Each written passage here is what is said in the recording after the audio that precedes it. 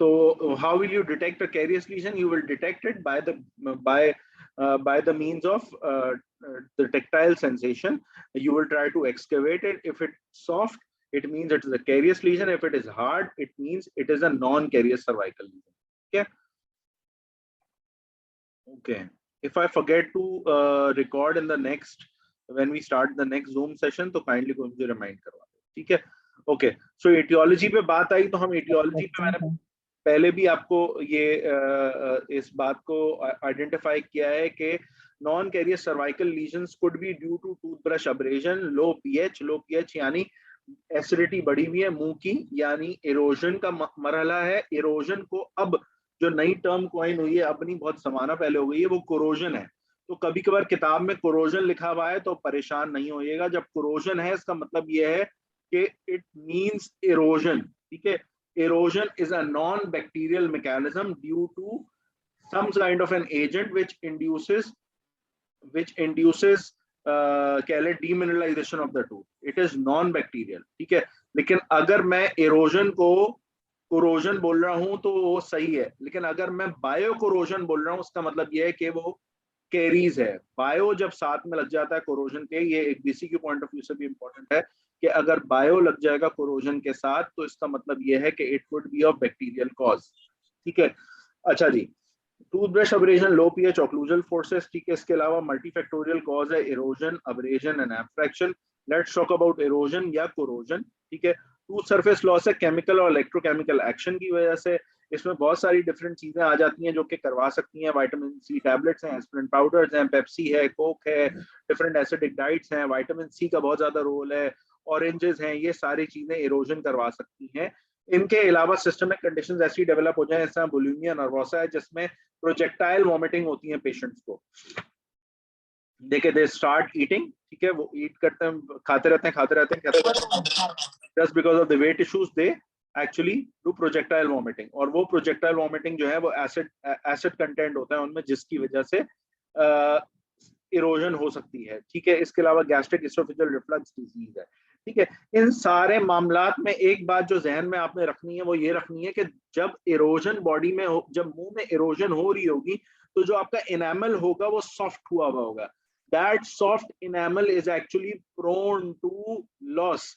किस तरह? अगर उस सॉफ्ट इनेमल पे, इरोडेड इनेमल पे आपने टूथ ब्रशिंग कर दी उसी वक्त ही, let's suppose you have a cup of you had Coke, ठीक है, कोक की आपने 500 ml की बॉटल या पूरा एक कैन पिया, ठीक है। Now acidity in your mouth is increase, ठीक है, आपका जो इस वक्त पीएच है वो काफी डाउन हुआ है मुंह का, ठीक है। अब you go there and you start brushing your tooth, ठीक है। If you even brush with a fluoride toothpaste, still you are actually causing more destruction to the tooth. So it is recommended कि अगर आपने कोई भी इस तरह की एसिडिक चीज ली है तो you actually do brushing at least after 30 minutes, ठीक है। तो दो मैकेनिज्म यूजुअली होते हैं कि either you brush hard after teeth, या आप बहुत ज्यादा ब्रश हार्ड कर लें, या फिर आपका सर्वाइकल लोड बहुत ज्यादा पड़ रहा है, ऑक्लूजल फोर्सेस पड़ रही हैं, ठीक है। वो ऑक्लूजल फोर्सेस जो हैं वो इसेंट्रिक फोर्सेस हैं, ठीक है। They are due to premature contacts, they are due to occlusal interferences, they are due to malocclusion, ठीक है। ये सारे रीजंस की वजह से जो आपका आपकी जो कैरियस, जो आपकी non carious cervical lesions develop हो सकते हैं अगर मुंह में एसिडिटी हो। तो इस वक्त क्या समझ में आया कि non carious cervical lesions are actually multifactorial. सबसे पहले पेप्सी पी, मुंह की एसिडिटी बढ़ गई, फिर आपने टूथब्रश यूज किया, या फिर टूथब्रश नहीं यूज किया तो क्लेंच करना शुरू कर दिया, तो क्लेंचिंग की वजह से फोर्सेस पड़ेंगे और वो सर्वाइकल लीजन्स कॉज कर सकती हैं, वो हम देखेंगे एब्फ्रैक्शन में, ठीक है जी। अच्छा जी, अब ये देखें आप, मैंने कहा कि ये भी दिखा दिया जाए कि सर्वाइकल से वो सिर्फ फेशियल लेवल पे नहीं होती, लिंगुअल साइड पे भी होती है। ज्यादातर लीजन्स फेशियल साइड पे डेवलप होते हैं। उनका वाहिद रीजन ये है कि फेशियल साइड पे इसलिए डेवलप यूं होते हैं कि फेशियल साइड पे ज्यादा फैक्टर्स हैं जो कि लीजन डेवलप करवा सकते हैं, ठीक है। नेमली क्या फैक्टर्स हो सकते हैं? नेमली ये फैक्टर्स हो सकते हैं कि फेशियल साइड पे सलाइवा की बफरिंग कम है, ठीक है। लिंगुअल साइड पे सलाइवा की बफरिंग ज्यादा है, तो सलाइवा की जब बफरिंग हो रही होती है, सलाइवरी फ्लो अच्छा होगा, तो बफरिंग की वजह से ये चीज मैनेज हो जाएगी, ठीक है। तो लिंगुअल साइड पे इतना ज्यादा प्रोन नहीं होगा, लेकिन बक्कल साइड पे ज्यादा प्रोन होगा, क्योंकि वहां पे फ्लश आउट नहीं हो रहा सलाइवा की वजह से। इसके अलावा ब्रशिंग आप बहुत ज्यादा फोर्सफुली जो है वो फेशियल साइड पे करते हैं। इसके अलावा जो तीसरा रीजन है उसको कहते हैं ऑस्टियो डिफ्लेक्शन। ये बात बहुत गौर से सुनिएगा, ये आगे मैं रिपीट करूंगा, लेकिन अभी थोड़ा सा बात सुन लें। क्योंकि हमारी लिंगुअल बोन जो होती है वो ज्यादा स्ट्रेंथ होती है, ज्यादा थिकनेस होती है, ठीक है। इसकी वजह से जो लीवर फोर्सेस पड़ती हैं वो उस फेशियल एरिया में पड़ती हैं, जब ही वहां पे सर्वाइकल लीजन्स डेवलप होते हैं। इस प्रोसेस को कहलाता है ऑस्टियो डिफ्लेक्शन, ठीक है। इसको मैं फर्दर आगे डिस्कस करूंगा, ठीक है। यहाँ पे देख लें,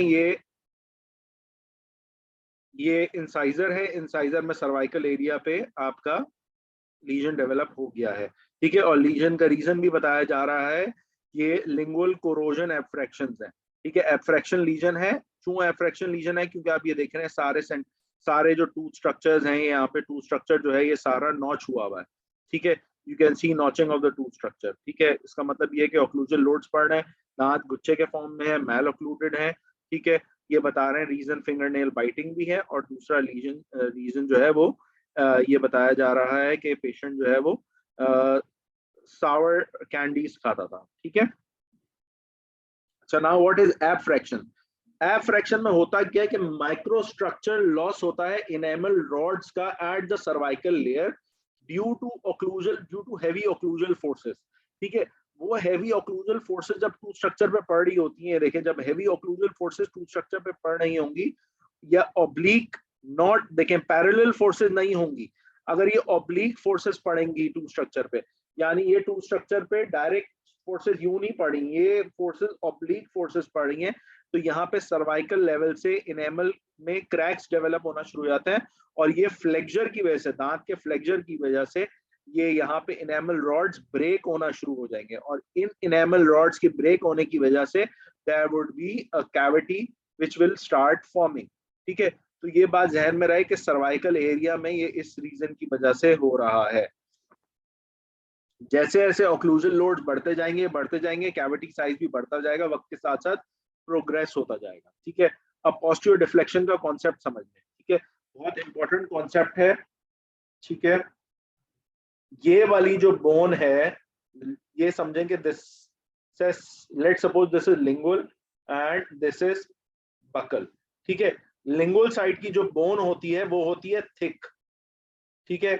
लिंगुअल साइड की जो बोन होती है वो होती है thick as compare to buccal bone जो कि होती है थिन, ठीक है। तो जब भी फोर्सेस पड़ती हैं लिंगुअल साइड ऑफ बोन पे, जब भी फोर्सेस पड़ रही हैं lingual side of the bone पे, तो ये थिक बोन होने की वजह से यहाँ पे यहाँ पे कुछ नहीं हो पाता, क्योंकि बोन सपोर्ट कर रही है, और ये सारी फोर्सेस अक्यूमुलेट हो जाती हैं इस सर्वाइकल एंड पे, और यहाँ पे फोर्सेस अक्यूमुलेट होने की वजह से ये लेवरेज इधर, ये लीवर इधर इसको डायरेक्ट कर देता है इन फोर्सेस को, जिसकी वजह से यहाँ पे डीमिनरलाइजेशन शुरू हो जाती है, और यहाँ पे कैविटी बनना शुरू हो जाती है, ठीक है। तो एक तरफ कंप्रेशन लोड है, एक तरफ टेंसाइल लोड है, ठीक है। तो जो कंप्रेसिव लोड पड़ रहा है वो इधर लोड पड़ रहा है, और जो टेंसाइल लोड पड़ रहा है वो इस तरफ पड़ रहा है।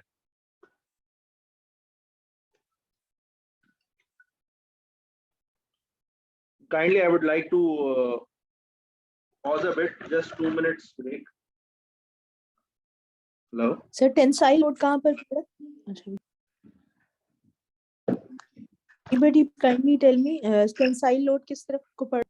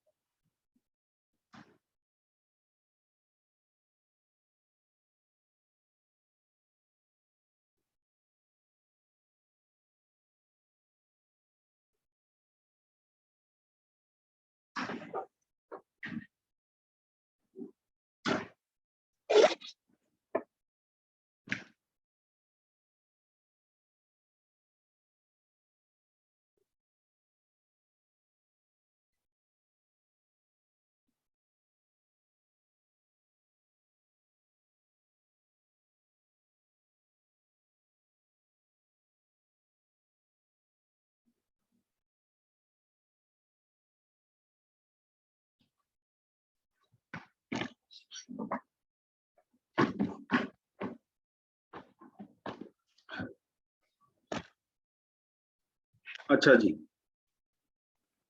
तो पॉइंट ये था कि जब ये सर्वाइकल लेवल पे, I am really sorry for this break, okay, so इस जगह पे पड़ेंगी कंप्रेसिव फोर्सेस, ठीक है, इस जगह पे कौन सी फोर्सेस पढ़नी है, कंप्रेसिव फोर्सेस, और इस जगह पे जो पढ़नी है फोर्सेस वो पढ़नी है टेंसाइल फोर्सेस, ठीक है। तो इन टेंसाइल फोर्सेस की वजह से यहाँ पे कैविटी फॉर्मेशन शुरू हो जाएगी, इसको कहते हैं ऑस्टियो डिफ्लेक्शन। ये पेपर के लिए इंपॉर्टेंट है, खासतौर पे एमसीपीएस के लिए, आईएमएम के लिए, पार्ट 2 के लिए, this is important concept, osteo deflection का कॉन्सेप्ट जब यहाँ पे डिस्कस किया। इट इज बिकॉज, दोबारा मैं रिपीट कर देता हूँ, it is because of the heavy lingual bone, ठीक है। अच्छा, दूसरी तरफ से अगर आप कंपेयर करें, अगर फोर्सेस यहाँ से पड़ेंगी, अगर फोर्सेस इधर से पड़ेंगी, ठीक है, तो यहाँ पे जो बक्कल बोन है वो थिन है, तो दांत आगे मूव हो जाएगा, ठीक है, दांत मूव हो जाएगा, लेकिन फोर्सेस अक्यूमुलेट कहीं नहीं होंगी। Why? Because the lingual bone, the labial bone is thin and it will be giving space to the tooth to move. और वो जिस तरह हमने पहले एक बात ऑर्थोडोंटिक्स में हम पढ़ते थे कि एक जगह पे एक जगह पे कंप्रेशन, जिस जगह पे कंप्रेशन होगी वहां डीमिनलाइजेशन होगी, फिर दांत मूव करेगा। तो इसी तरह यहाँ पे लेबियल बोन थिन होने की वजह से दांत आगे मूव कर जाएगा, टूथ इधर मूव कर जाएगा, और पैथोलॉजिकल टूथ मूवमेंट हो सकती है इस ऑक्लूजल फोर्सेस की वजह से, दांत यहाँ मूव कर जाएगा, ठीक है। लेकिन जब फोर्सेस, ऑब्लिक फोर्सेस पड़ रही हैं और लिंगुअली डायरेक्टेड फोर्सेस हैं, तो दांत मूव नहीं करेगा और सर्वाइकल लीजन बन जाएगा। I hope this point is clear, ठीक है जी। एक और पिक्चर है, इसमें यही दिखा रहे हैं कि इस पिक्चर में यहाँ पे सर्वाइकल लीजन्स डेवलप हुए हुए हैं, और ये सर्वाइकल लीजन्स का कॉज ये बता रहे हैं कि ये मैल ऑक्लूजन है, मैल ऑक्लूजन की वजह से फोर्सेस पड़ रही हैं, जिन फोर्सेस की वजह से ये हो रहा है। जहन में रहे, कभी भी मैल ऑक्लूजन सिर्फ और सिर्फ रीजन नहीं होगा, there could be other reasons as well, ठीक है।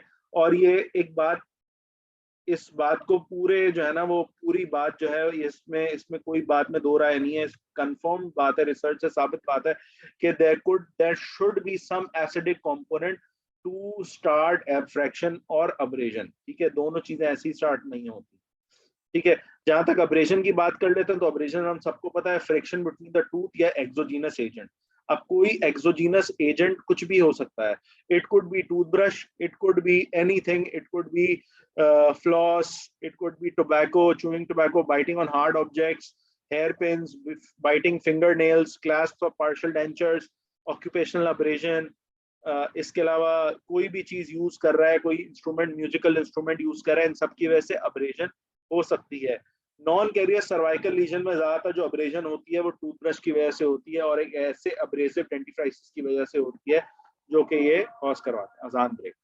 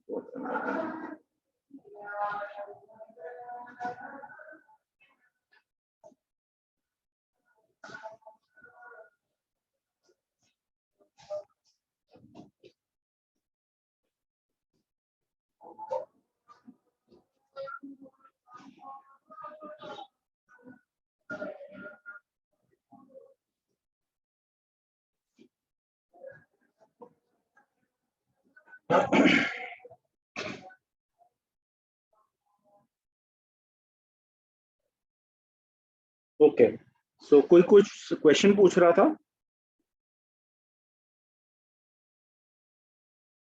किसी को कोई anyone has to ask any question?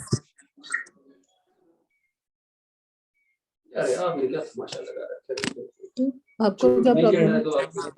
तो आपने क्या करना है? ठीक है जी, तो मिलना काइंडली होगी अपना अम्मी माइक को, बंद कर लें। अभी माइक खुला हुआ है। अभी है कितने बजे तक? 6:30 बजे तक है। यार ये क्या चला हाँ, सब क्या करें, पढ़ाई के लिए करना तो पड़ता है। बड़ा अच्छा यार, अपना खुद जब सारा वक्त बाहर रहते हैं वो कोई बात नहीं, ड्रामे ना करें यार। अभी आपका दोस्त बुलाएगा, आप ऐसे चलते जाएंगे जैसे आपको हमसे कोई ताल्लुक ही नहीं है।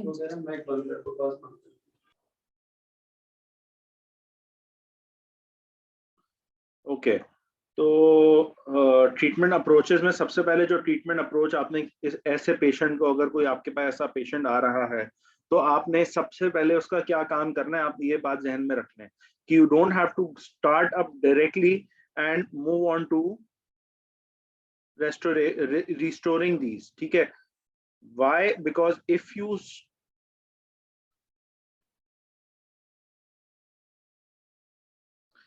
क्यों आपने नहीं करना है ऐसे केस में रिस्टोर डायरेक्टली?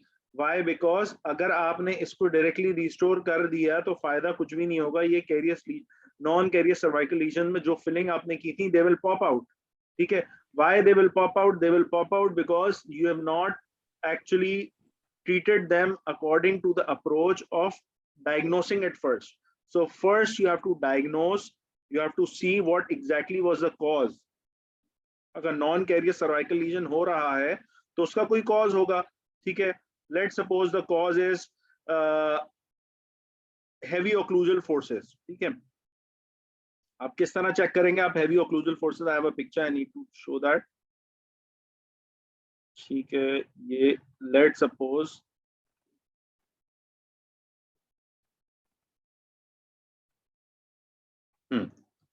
ये पिक्चर देखें, ठीक है? ये पेशेंट आपके पास आया है, ठीक है? इस पेशेंट में आपने ये लीजन्स मौजूद हैं, सर्वाइकल लीजन्स भी मौजूद हैं, साथ में कैरीज भी है, ठीक है? अब ये सर्वाइकल लीजन्स के साथ में कैरीज भी मौजूद है। अब आपने यहाँ पे रखा वैक्स, जब आपने वैक्स रखा तो यहाँ से वैक्स देखें ये शो थ्रू हो गया है। इसका मतलब ये है कि ये बक्कल साइड पे सारी फोर्सेस एक्सर्टेड है, ठीक है? आपने फिर यहाँ पे वो लगा कर देखा, वाइट पेपर यूज करके देखा, वाइट पेपर के बाद भी रजिस्ट्रेशन में यहाँ पे देखें, ये क्या कहलाता है? ये इस तरह का हाई स्पॉट क्या कहलाता है? कोई बताएगा? स्पॉट ये क्या कहलाता, क्या इस तरह का हाई स्पॉट जिसमें कॉर्नर्स जो है वो डार्क एंड हो, बीच में लाइट हो? बुल आए, वेरी नाइस, ठीक है? तो ये आपने इस तरह से ये देखना है कितनी हैवी फोर्सेस हैं। अगर आपने ये रेस्टोर कर दिया और ये हैवी फोर्सेस को आपने रिड्यूस नहीं किया तो this thing will pop out, ठीक है जी? तो सबसे पहले आपने फर्स्ट गोल ट्रीटमेंट का किया है क्या आपने एटियोलॉजिकल फैक्टर्स को आउटलाइन करना है कि क्या क्या एटियोलॉजिकल फैक्टर्स हैं, उसके बाद फिर आपने ट्रीट करना है। अब क्या क्या हो सकता है, पेशेंट क्या क्या एक्सपीरियंस कर सकता है और क्या क्या ट्रीटमेंट अप्रोचेज हो सकती हैं, ये तीन चीजों पर डिपेंड करेंगी। नॉन कैरियर सर्वाइकल लीजन में रिसर्चेस में देखा गया है कि नॉन कैरियर सर्वाइकल लीजन में तीन तरह की चीजें हो रही होती हैं, या वहां पे सेंसिटिविटी हो रही होती है, ठीक है, या वहां पे टूथ स्ट्रक्चर लॉस हुआ होता है, या वहां पे गम रिसीड हुआ हुआ होता है। तो यही ट्रीटमेंट अप्रोचेस होंगी आपकी। या आप सेंसिटिविटी को ट्रीट करेंगे, यानी कि यहाँ या आप सेंसिटिविटी को ट्रीट करेंगे। सेंसिटिविटी को किस तरह ट्रीट करेंगे आप डिसेंसिटाइज करेंगे, या आप डिसेंसिटाइज करेंगे, ठीक है, या आप रिस्टोर करेंगे टूथ को, या आप एक कोई पेरिडोंटल प्रोसीजर करेंगे जिसमें आपने रूट को कवर करेंगे। रूट की मार्जिन को मैक्सिमम रूट कवरेज कहलाता है, MRC मैक्सिमम रूट कवरेज कहलाता है, जिसमें आप गम के पार्ट को लेते हैं और उसको रूट पे दोबारा कवर कर देते हैं जिस तरफ आपका ये कैविटी बनी होती है, ठीक है। तो सेंसिटिविटी को ट्रीट किस तरह करेंगे? सेंसिटिविटी को डिफरेंट सेंसिटिविटी के मैकेनिज्म जो ट्रीट करने के, ठीक है, उनमें आप ये भी कर सकते हैं कि आप सेल्फ एचिंग कंपोजिट यूज करें, self etching bonding system use करें। हमें पता है कि सेल्फ एचिंग बॉन्डिंग सिस्टम्स का मैकेनिज्म क्या है, वो स्मेयर लेयर को मॉडिफाई करते हैं, ठीक है, और वो डेंटिनल ट्यूब्यूल्स को कंप्लीटली एम्प्टी आउट नहीं करते। They use the smear layer and they are smear layer modifying composites, और ये जब ही इजाद हुए थे ताकि पोस्ट ऑपरेटिव सेंसिटिविटी से बचा जाए।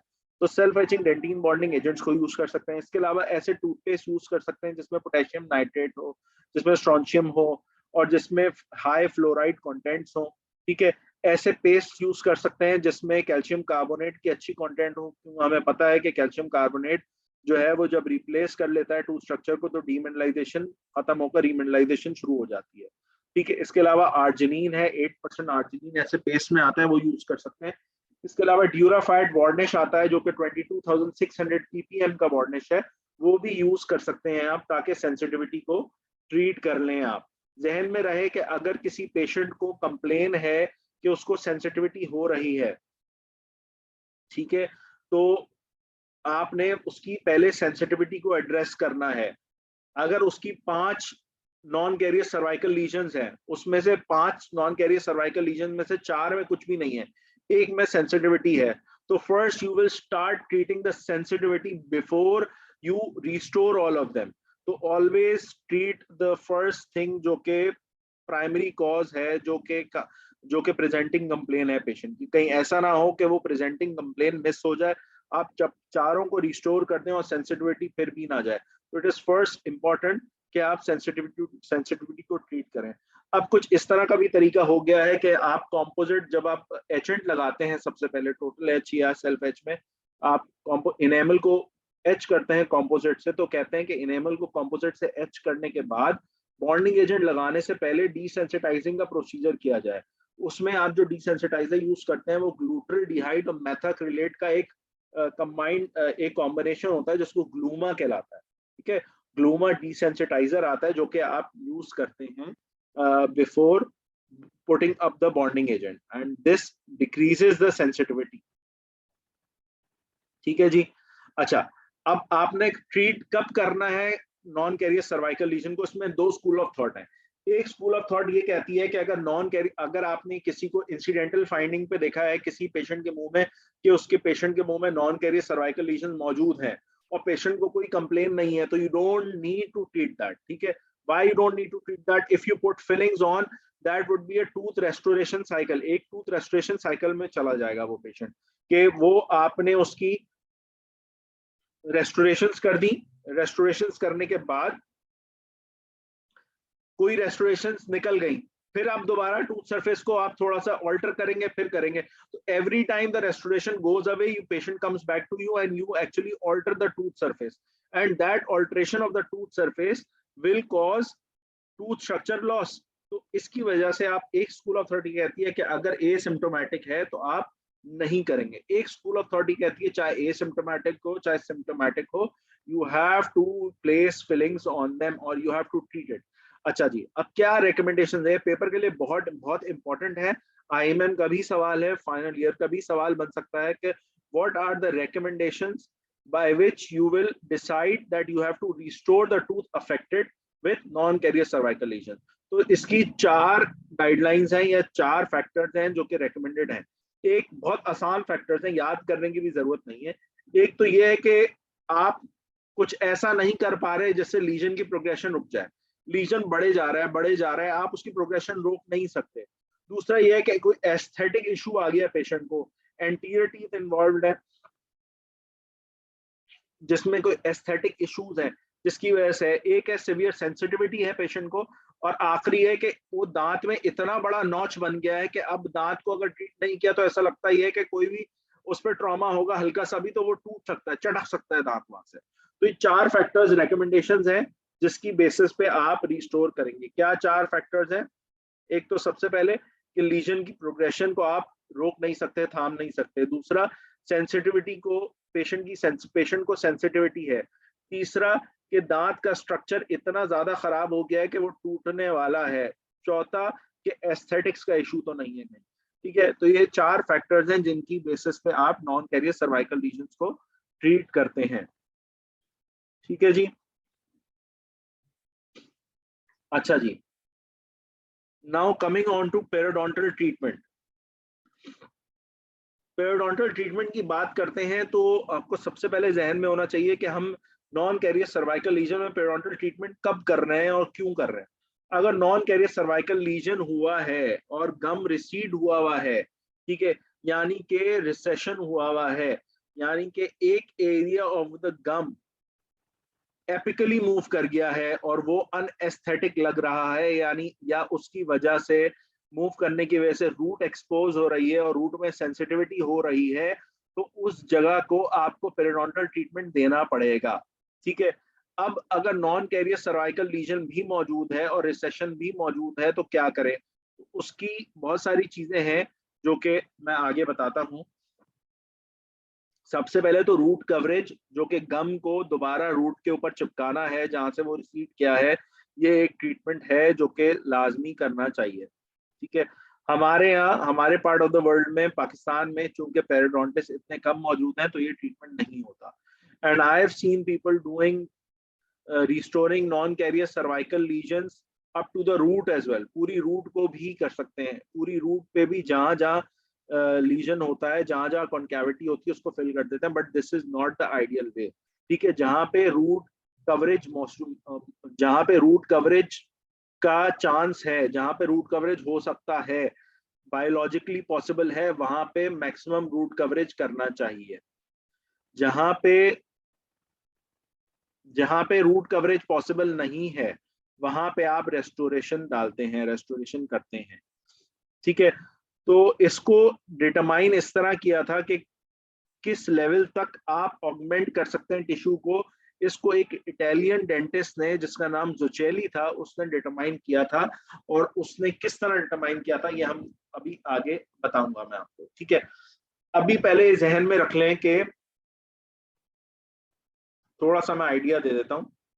ठीक है, कि अगर ये लीजन बना हुआ है और इस लीजन को आपको दोबारा कवर करना है टिश्यू से, सॉफ्ट टिश्यू से, तो इसके लिए डिफरेंट प्रोसीजर्स होते हैं। ठीक है, उसमें प्रोसीजर्स जो होते हैं उसमें या कनेक्टिव टिश्यू ऑगमेंटेशन होती है, या आप कनेक्टिव टिश्यू ग्राफ्टिंग करते हैं, सब एपिथेलियल कनेक्टिव टिश्यू ग्राफ्ट या फ्री जिंजिवल ग्राफ्ट करते हैं, या फिर आप कोरोनली एडवांस फ्लैप करते हैं। ठीक है, पहले तो दिमाग में ये बिठा लें। ठीक है, अब ये डिटरमाइन करना है कि कितना टिश्यू रिसीड हुआ है और कितना गम वहां पे आ सकता है। तो इसके लिए जोचेली ने बताया कि लेट सपोज आपका, अब इसको थोड़ा सा आपको समझना पड़ेगा। ठीक है, इसने बताया कि आइडियल पेपिलरी हाइट को, सबसे पहले जो आपकी आइडियल पेपिलरी हाइट है, ठीक है, इसको डिटरमाइन कर लें। वो आइडियल पेपिलरी हाइट किस तरह डिटरमाइन होगी? वो इस तरह डिटरमाइन होगी, हाँ, वो इस तरह डिटरमाइन होगी कि ये पेपिला है आपका। ठीक है, ये पेपिला हमेशा कांटेक्ट पॉइंट से शुरू होता है, जहां पे 2 दांत का कांटेक्ट पॉइंट होता है वहां से शुरू होता है। तो यहां से लेकर पेपिला की जो वर्टिकल हाइट से हॉरिजॉन्टल एरिया में सीजे की तरफ जा रहा है एरिया, यानी कि अगर ये यहां से टर्न हो रहा है, ये देख रहे हैं आप, अगर मैं ये बनाता हूं, ठीक है, तो ये एरिया सारा सीधा है, ये एरिया सारा स्ट्रेट है, लेकिन जहां से ये एरिया टर्न हो रहा है, यहाँ से टर्न हो रहा है, तो ये एरिया डिटरमाइन कर लें, यहां से लेकर जो यहां तक का एरिया है ये एक्स है, ठीक है। जहां से पेपेला का एक हॉरिजॉन्टल कंपोनेंट आ रहा है जो कि सीएजे को क्रॉस करेगा, ठीक है, वहां से लेकर पेपेला जहां पे इंटरप्रॉक्सिमल एरिया में है उससे लेकर इस पॉइंट तक पॉइंट एक्स कहलाएगा, ठीक है। इसी तरह इस तरफ भी पेपेला अगर यहाँ पे है और ये हॉरिजॉन्टल कंपोनेंट ये है, ठीक है, यहाँ से क्रॉस कर रहा है, तो ये एरिया भी एक्स कहलाएगा, ठीक है। ये दो एक्स को लेके, ये दो एरिया को लेके एक कर्व्ड लाइन चलेगी और ये कर्व्ड लाइन बताएगी कि ये कर्व्ड लाइन यहां तक आपका रूट कवरेज हो सकती है। इधर भी अगर आप देखें तो इन्होंने यही बताया है कि यहाँ पे गम रिसीड कर गया है ऊपर। जब गम ऊपर रिसीड कर गया है तो रिसेशन की वजह से जितना ये ऊपर चला गया है, जितनी एक्स की लाइन ऊपर चली गई है, उतना ही ऊपर बनेगा ये सर्वाइकल, उतना ही ऊपर रूट कवरेज होगी। तो अगर इंटरप्रॉक्सिमल एरिया से गम रिसीड किया है तो वो रूट कवरेज कम करेगा एज कंपेयर टू अगर वो पूरा कॉन्टैक्ट पॉइंट में नीचे मौजूद है। तो इसका मतलब दो पॉइंट हो गए, एक तो हो गया इंटरप्रॉक्सिमल अटैचमेंट लॉस अगर हुई है, इसका मतलब यह है कि इंटरप्रॉक्सिमली पेपेला रिसीड कर गया है, ठीक है। जब इंटरप्रॉक्सिमली पेपेला रिसीड करेगा तो इट इज एविडेंट के बक्कली भी ऊपर जाएगा जिंजिवा। अगर वो इंटरप्रॉक्सिमली ऊपर चला गया है तो वो बक्कली भी ऊपर जाएगा। तो इसी तरह ही एक्स का जो फैक्टर है वो छोटा हो जाएगा, एक्स छोटा हो जाएगा हमारा, और उसकी वजह से रूट कवरेज ऊपर की पोजीशन पे होगा। ये बात समझ में आ गई है आप लोगों को?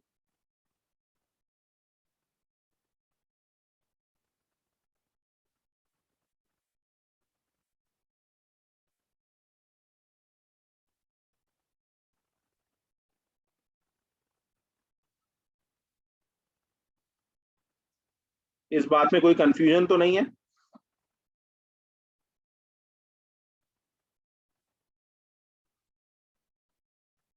ठीक है, बहुत ही इंपॉर्टेंट कॉन्सेप्ट है इसीलिए मैं इस पे काफी फोकस कर रहा हूँ, ठीक है। अच्छा, आई होप ये बात क्लियर हो, एक्स वाली बात, ठीक है। अच्छा, अब आइडियल पेपलरी हाइट ये मैंने बता दिया किस तरह मेजर होगी कि आइडियल पेपलरी हाइट डिस्टेंस है apical aspect of the interproximal contact point vertically in an apical direction to a point projected horizontally from the point where the gingival tissue cross the CEJ. ये दोबारा भी मैं बता देता हूँ, जिस तरह मैंने बताया है कि ये अगर आपका टूथ स्ट्रक्चर है और ये आपका पेपिला यहाँ पे है तो ये हॉरिजॉन्टल पॉइंट है जहाँ पे क्रॉस करेगा ये। तो यहाँ पे अगर पेपिला है तो ये आपका डिस्टेंस एक्स है, और अगर ये यहाँ पे हॉरिजॉन्टली क्रॉस कर रहा है तो ये डिस्टेंस भी एक्स है। तो ये दोनों डिस्टेंस डिटरमाइन होंगे, उसके बाद एक कर्व्ड लाइन बनेगी और ये कर्व्ड लाइन डिटरमाइन करेगी कि यहाँ तक रूट कवरेज होगा। अगर आपका पेपिला लेट सपोज ऊपर हो गया है, रिसीड हो गया है और इस लेवल पे आ गया है, तो ये लाइन भी एक्स की छोटी हो जाएगी, ये लाइन भी ऊपर चली जाएगी एक्स की। पेपिला यहाँ पे भी लेट सपोज ऊपर आ गया है, इस पॉइंट पे आ गया है बोन लॉस की वजह से, तो ये इधर